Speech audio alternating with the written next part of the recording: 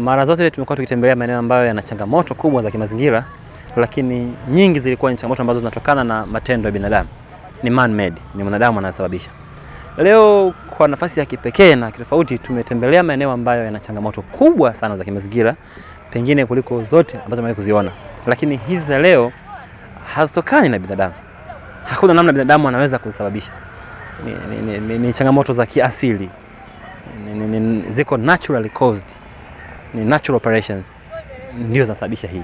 Kwa hiyo tumeona maeneo ambayo kipindi cha miezi kadhaa nyuma yaliwahi kusemwa kwamba kuna tope la volcano na vitu kama hivyo vilizungumzwa. Serikali ikafika hapa na wataalamu wake wakatoa maelezo yao, wakaweka mipaka, ilani, wananchi wasogee hapa. Wengine wakawashauri wananchi wahame haya maeneo. Lakini unajaribu kuwaza kwamba swala sio nia au tayari wa kuhama na uwezo pia. Hawa watu wanasaidiwa vipi? Ni janga hili. Ni janga kama janga mengine. Siwezi kusema exactly kwamba hii ni volcano, lakini inaweza ikawa na sifa zinazoendana na hizo. Sifa ambazo zinakaribiana na hizo. Volcanic eruption tunafahamu ni volcano, neno ambalo ni mjumuisho wa mifumo mingi ya kiasili huko chini. Kuna ile miamba molten rock inayeyuka kutoka kwenye upper mantle. Upper mantle ipo umbali wa kilomita 410 kutoka kwenye uso wa dunia, zaidi ya maili 225. Inayeyuka, inayeyushwa na temperature, jotoridi kutoka kwenye core ambayo ni zaidi ya centigrade 5200. Inayeyushwa huko, inakuwa ya moto, ikipata sehemu pana fracture hapa na nafasi inatoka. Kwa hiyo ingetoka ya moto tungekuwa na jibu moja kwa moja kwamba hii ni volcano. Lakini umeona pale ni maji kama ni tope, hana joto lile. Kwa hiyo unakuta kuna baadhi ya sifa fulani ambazo unategemea kuziona moja kwa moja kwenye volcano, hauzioni hapa, lakini kuna baadhi unaziona. Kwa hiyo tunahitaji study kubwa sana ya kijiolojia na majibu ya kitaalamu sana ya kijiolojia. Lakini pia hii shida ambayo tunaona nyumba za watu zinatitia, nyumba za watu zinatoa maji chini,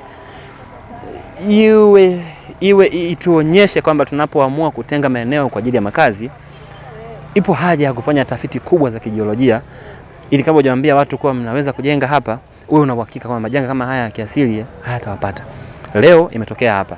Geological studies za maana zikufanyika, ni sehemu ambayo ni sehemu ya makazi kabisa. Na serikali inajua hilo, kuna sehemu ya makazi. Lakini haya yametokea.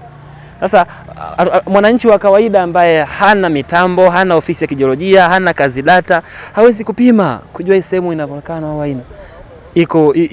Inaweza kukumbwa na athari kama hizo ama hawezi. Kwa hiyo tunategemea hilo ni jukumu la serikali. Mimi nisipende kuirushia mzigo wa lawama serikali, lakini niseme tu walibebe hili. Walibebe hili na sehemu zingine tunaona miji kama Dodoma inaendelea kukua, makazi yanazidi kujengwa na pangwa. Kadiri wanapotenga maeneo ya watu kuishi, watazame na hili. Imetokea leo Kunduchi, kesho ni wapi? Ni Singida. Kesho ni Lindi, kesho ni Mtwara, nani ajuae? Kwa hiyo tuitazame hivyo. Wakati serikali inawaza namna ya kuwasaidia watu wa hapa, basi wanasema kinga ni bora. Usipoziba ufa, utajenga ukuta. Kwa hiyo huu ni ufa tumeuona leo. Tujiandae nyufa zingine zisitokee mahali pengine. Ni changamoto ya kiasili, hatuwezi kuwalaumu wakazi wa hapa, hawakujua. Na pengine kuna wengine wako wanaishi maeneo mengine ambayo baadaye atakumbwa na shida kama hii, nao hawajui. Nani na majibu? Kwa hiyo tunahitaji ushirikiano wa karibu sana wa serikali ili wawezeshe wananchi kufahamu haya.